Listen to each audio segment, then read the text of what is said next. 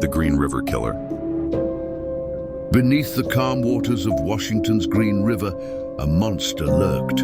By the time he was caught, Gary Ridgway, the Green River Killer, would confess to one of the most chilling killing sprees in American history. Gary Leon Ridgway was born in 1949 in Salt Lake City, Utah. He grew up in a troubled home. His father often spoke of sex workers with disgust, while his mother was said to be controlling and domineering. From a young age, Ridgway showed signs of darkness, once stabbing a 6-year-old boy just to see what it felt like.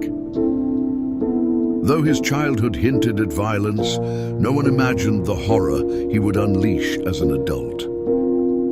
In the early 1980s, young women began vanishing in the Seattle-Tacoma area. Most were runaways or sex workers, women living on the edge of society. They were easy prey for Gary Ridgway. He would pick them up, gain their trust, and then strangle them, often in his truck or at remote sites. The bodies started turning up along the Green River, one after another. Police discovered clusters of victims, discarded in wooded areas or concealed under leaves and debris. In many cases, the killer returned to the bodies, performing acts too disturbing to describe. By 1984, the death toll was climbing rapidly. Detectives knew a serial killer was hunting women, but they didn't know just how many lives he was taking. Detectives formed the Green River Task Force. Hundreds of leads poured in. They interviewed Ridgway multiple times. He seemed ordinary, a quiet man working as a truck painter. He even passed a lie detector test. Each time, police let him go, and the killings continued. Investigators grew desperate. They even consulted another notorious serial killer, Ted Bundy, who was on death row at the time. Bundy chillingly advised them that the Green River Killer was likely revisiting his victims' remains. And he was right. For nearly 2 decades, Ridgway evaded capture. But in 2001, science caught up.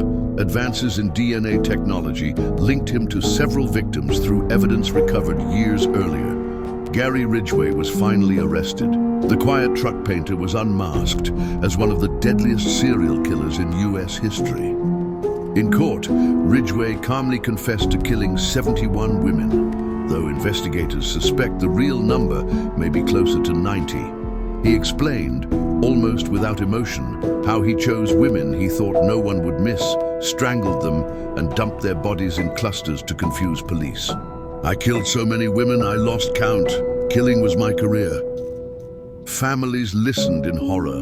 Some wept, others shouted at him in anger. But through it all, Ridgway barely reacted.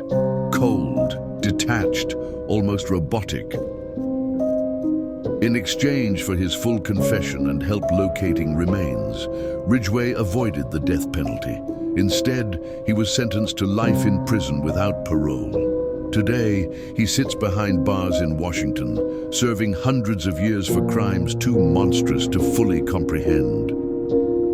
Gary Ridgway, the Green River Killer, remains a reminder of evil hidden in plain sight. A man who looked ordinary, but whose shadow still haunts the waters of the Green River. Remember the victims, never the killer.